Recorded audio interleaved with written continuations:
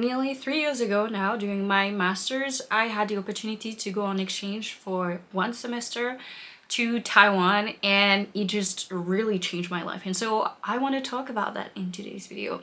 But before we get into that, let me introduce myself. Hi, my name is Allegra, if you want to say it the proper way. That's the name that I go by online, at least.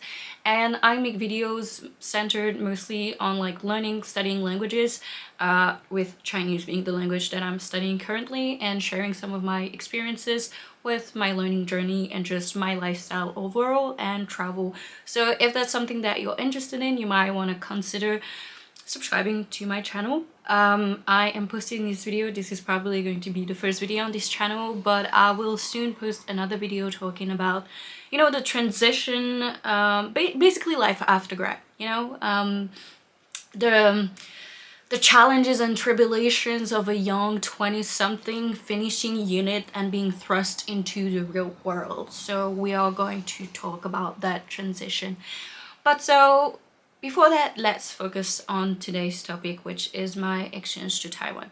Like I said, it was a radical and transformative experience for me. But maybe let me first explain why I chose Taiwan as a destination for my exchange, because that's not exactly the most common choice. I would say that a lot of European students, because I am Belgian, a lot of European students, they focus on going on Erasmus to other European countries, and if they go outside of Europe, it's often going to be like to the US, Canada, something like that. But I did something completely different, and the reason was that I had always wanted to learn Chinese. But up until that point, I hadn't been able to focus on learning Chinese because I was already trying to improve my Dutch, since I had been studying in Dutch for my undergrad. And but at that point, I felt like my Dutch knowledge was good enough that I could let go a little bit and try and learn something new. And I really wanted to learn Chinese. That was a big challenge to me. Now, I could have gone to mainland China for my exchange, or like chosen mainland China, but at the time there was still some COVID restrictions and things like that, so I was like, yeah, no, it's probably not going to work. And then also Taiwan is just like less restrictive in terms of internet and things like that. I mean, it's not restrictive at all, so I felt like it would be way easier for me to just adjust, basically. And then on top of that, when I started looking into it, my university, which is KU Leuven in Belgium, had a lot of agreements with Taiwanese universities. So I basically had quite a few that I could pick from. And so I was like, you know what? Let's just do it. And to be completely honest with you, I didn't know that much about Taiwan. So before I went on my exchange, I had a semester where I took a modern Chinese culture and history class, and there was also a part that was like Chinese language, so it was just 2 hours a week. So that really got me just down to the basic, like being able to introduce myself. But I had a summer before I went on my exchange, and so I practiced a little bit of Chinese, but still my Chinese was very basic by the time I arrived. Like there wasn't much that I was able to say or express or whatever. But if I focus on the Chinese culture part, there was like a historic part where we learned about, how it is that the nationalists ended up in Taiwan and things like that. But that's like about the only real introduction that I had to Taiwan, except for a brief contact that I had with a Taiwanese girl like years and years and years ago online. So I didn't really know that much about Taiwan. But I wanted to know more about Taiwan. And the thing is, for me, it is funny because I made my choice and I was like, I'm going there, and I started getting hyped. But even in terms of like the choice of the university that I made and things like that, I didn't want to go to Taipei because I thought that it would be maybe too international. And so I would be, it would be too easy to just stay with other foreigners and just speak English, and I wanted to go to some place where I would be forced to get out of my comfort zone and really experience the local culture. So that's why I chose a university in Kaohsiung, which is in the south of Taiwan. But once I knew that Kaohsiung wasn't like a small city like in the middle of nowhere, because I didn't want to be lost in the middle of nowhere either. I wanted to have activities and things to do. once I knew that, that's basically all the information that I really gathered. Like I literally just pulled like Kaohsiung Wikipedia page. I read about it. I read about like the stats of the population and things like that, and then kind of what it looked like. And also I had some ideas with the university that I was going to, but that was about it. So I went into that experience being like very blind about everything. And I think it was a good and a bad thing. It was a bad thing in the sense that maybe if I had researched more, I would have had more information about things to visit and things like that. I would have planned a good itinerary from the beginning, but also it's a little bit difficult because I was staying there for like 5 months. So yeah, and no itinerary. But on the other side, I thought it was very good that I was not that informed actually, because then it meant that I came there with no expectations. I didn't think that the experience should be one way or another, that I should do or see that or whatever. I was just taking whatever was coming at me, and I think that's part of the reason why that experience was so good to me, especially because I'm someone who tends to like compare myself a lot to others, and I'm very sensitive to what others might think about me. And so I feel like if I had looked at, vlogs and things like that, I might have seen like what others were doing, and then have that in my mind and carry that expectation and be disappointed that maybe I didn't do this or that or that or that. There are definitely things looking back that I feel like, oh, I wish I had done that, but I will get to do it in the future because I'm moving to Taiwan soon. So anyways, but I felt very satisfied with my experience because I didn't have any expectations, and I was very open to anything. Like people would like suggest to me like, oh yeah, you should try this, you should try this food, and things like that, and I would just be like, you know what, okay, why not. And I think that's something that is very nice with a lot of Taiwanese people, is that when they see that you are a foreigner and that you are interested in them and their culture and their food and everything, they really want you to enjoy it. Like they want you to discover it, they want you to get to know about it. And so I guess that brings me to like one of the important point, like overall in terms of like the Taiwanese experience. Well, first of all, like from a touristic standpoint, like if you want to go to Taiwan, it is like a very good touristic destination. It has basically everything. It has a lot of things. It has a lot of diversity in the landscapes.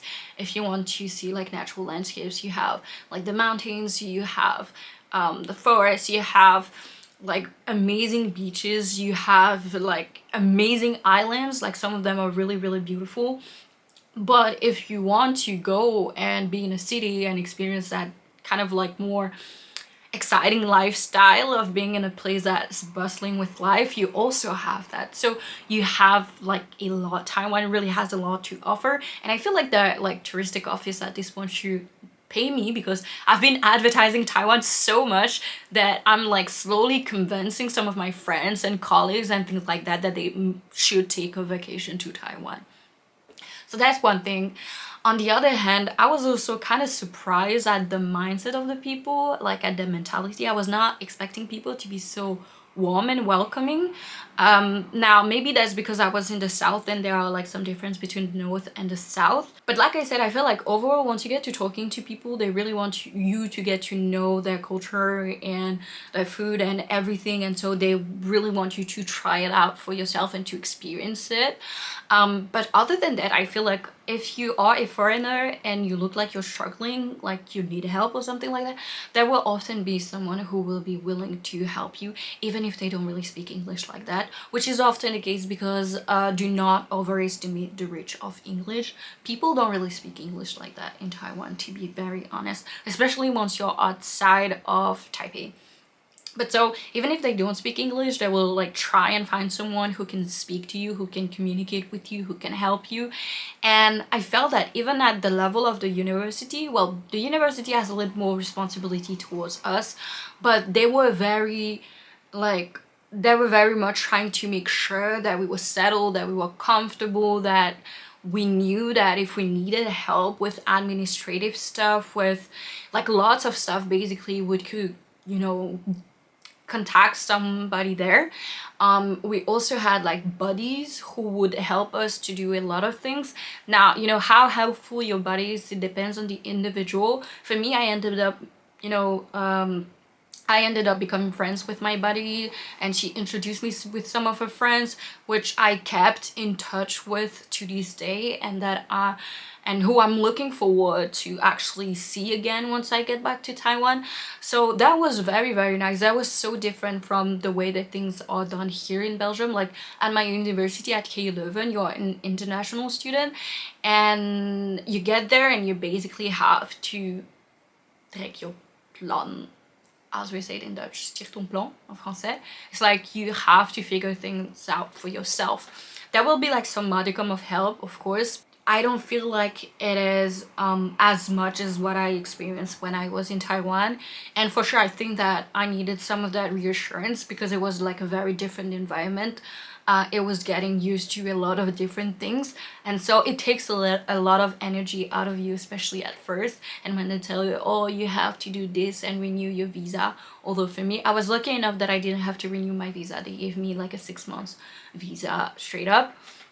But like you have like other admin things, or like getting a new SIM card, getting a new phone subscription, and it's like you don't understand anything. It was very nice to have a buddy, to have people around to help. And so those two things, I would say that like if you have any doubt about going to Taiwan even for a short time, do not hesitate. It is really nice. It is really, really nice. But those are things that are specific to Taiwan, and while they made my stay and my experience like way better than I could have expected, that I could have imagined, there were also a lot of other things that I got from this experience that are not necessarily directly linked to Taiwan, but just with me being on exchange itself.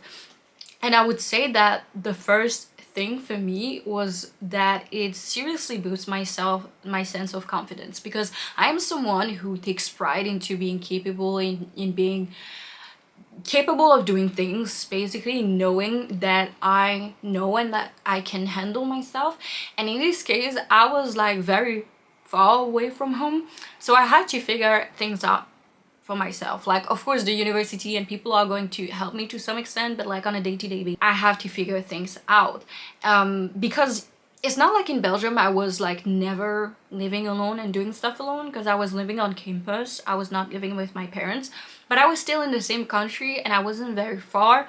So if I needed something and if I was really, really desperate, I could always like get my parents' help. But in this case, it was not like that. Like I was fully immersed in the wild with no, you know, second line. So I had to figure it out by myself.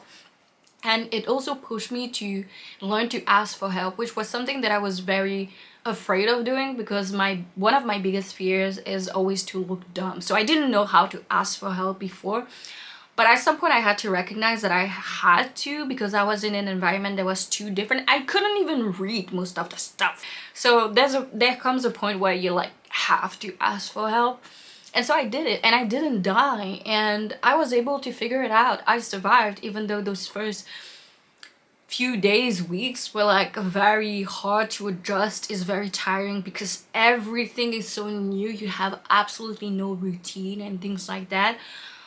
But I was able to do it, and because I was able to do it, it really gave me that confidence of knowing that, one, I can be really independent, and second, that if I need to do that again in the future, like because I've known for a long time that I wanted to move abroad.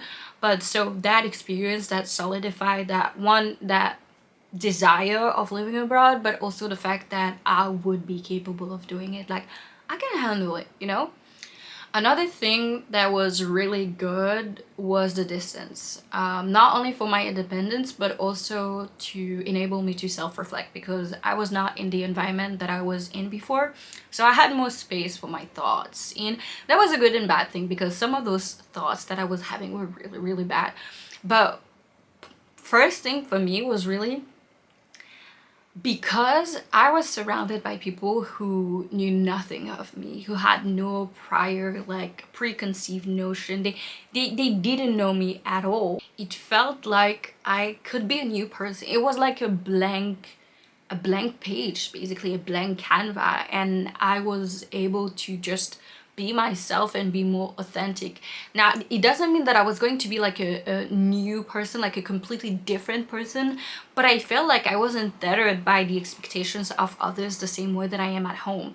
Now, I will recognize that I care way too much about what other people think about me, and that sometimes I place some expectations on myself based on what I think that people think of me, meanwhile is not necessarily true. But I very much grew up in a small place with like very few people, and everyone kind of knows each other. Like not very, closely, but like the friend of a friend, right? And you go through life and you're often surrounded by the same type of people. The only way that I really broke out of it was going to university and going to a completely different city and studying in a completely different language. But other than that, it's very hard. It feels like people have an image of you and you go through life, and that image, it doesn't really update in people's mind.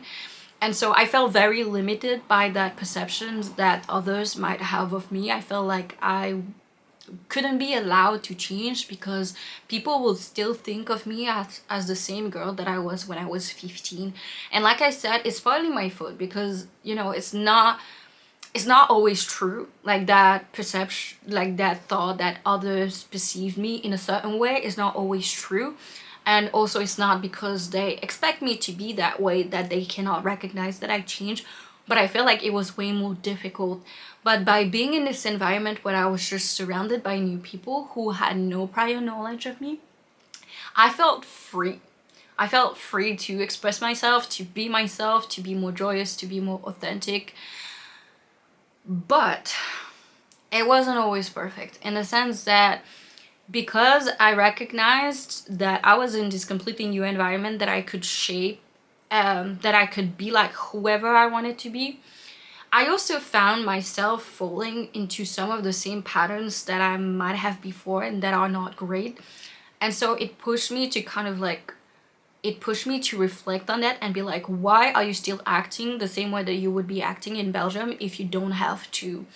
And that's when like self-awareness and being aware of like some patterns that are deeply ingrained in me. Sometimes it's because of trauma, things that I went through, but it overall, I guess it highlighted those things. It made them way more visible for me and glaringly obvious that I had some issues that I needed to confront, that I needed to solve, that I needed to work on if I ever wanted to be happy in any kind of place. Like one thing that I became like really, really aware of was how much my self-esteem was affecting any area of my life. Up until then, I knew that I like self-esteem, but I didn't know how deep it went and how big of an issue that was for me.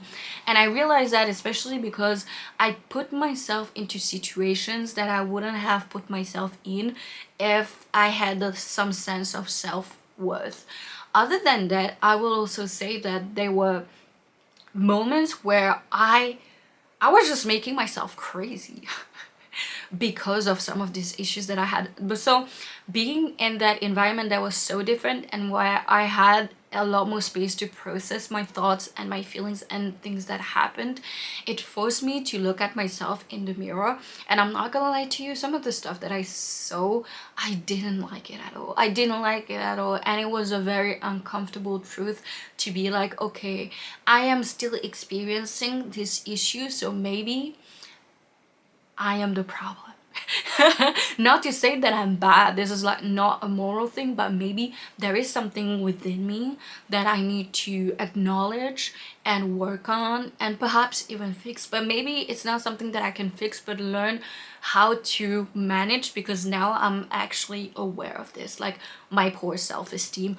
And I've made lips and bonds, but that was really the moment where I had like some of the lowest lows of my life, and I was supposed to be like, okay, I like being in this place so much, I love this place, and I feel miserable like that.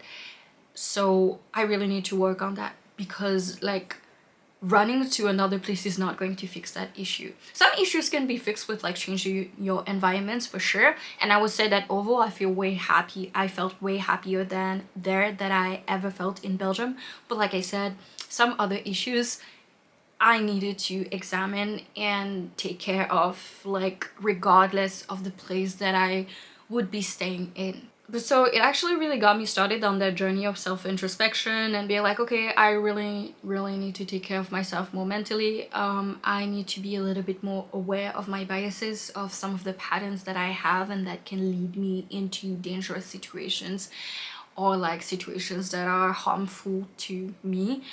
And I started going to therapy afterwards. Like I was really like, okay, I need to go. That was not the first time in my life that I was going to therapy, but at that point that was something where I was really like, okay, I need this, and I have somewhat of a goal in mind with this. It's not just taking myself off the edge, but also trying to build a foundation so that I can have a better future, so that I can have a better quality of life overall. So yeah, that really got me started on that. And then another thing that was really transformative for me in that experience was that before that had like I had always had difficulties connecting with people, making friends and things like that. I dealt with bullying and things like that as a child, growing up as a teenager, and it made it so that I had a really poor view of my social skills. And I'm not gonna lie, I was a little bit of a weird kid, so my social skills were not that great when I was growing up, but I improved a lot. But the thing is, I was always going through experiences that like confirmed that false truth that I had in my mind, that I was unlikable, that I couldn't make friends, that my social skills were very bad. So I was always in an environment that kind of, reinforced that truth, because that was like that when I was in middle school, when I was in high school. And then I changed environment at university and I went to another city, other people and things like that. And I also had a very hard time, which I may talk about in another video. And so I really felt like a loser who can't make friends. Like, I'm not likable, nobody likes me, I am unworthy, all this kind of stuff. But once I got there, I made a lot of friends pretty easily, actually. The same way that I was always able to like make friends online and things like that, but I also make friends like in real life. I think it required for me to be a little bit like open and take a chance to, and not being bogged down by, prior experiences. But honestly, it really made me realize that I was capable of connecting to other people, that I was capable of doing it, and that also did a lot for my confidence and sense of self-worth. And it's funny because I felt like I could be a little bit more open about my thoughts and feelings and things like that. I remember having this lunch with one of my friends that I meet there, and I wouldn't say that we're like super close friends, but it was really easy to talk. And I confided into her that I felt like, maybe I was not sociable or like outgoing enough or whatever. And she was like, no, I actually think you're very outgoing. You have like a very sunny personality. It's like very nice talking to you. And for me, I was like, wow, this is such a different way, that the way that I view myself. And it's funny because I feel like the more I had positive experience to reinforce the fact that I am not as bad as I think and I'm not unlikable, the more I feel like it becomes easier to get over like my discomfort sometimes with socializing and like talking to new people and things like that. And also the more I get this feedback that, oh, you're a very outgoing person, you're very sociable, you're very extroverted, you're very like charismatic too. And it is so different from the vision that I had of me before. But I don't know if I would have gotten to that point, without that experience. I guess I would have eventually, because I think for me this is also just part of growing up, but it really helped me in that aspect for sure.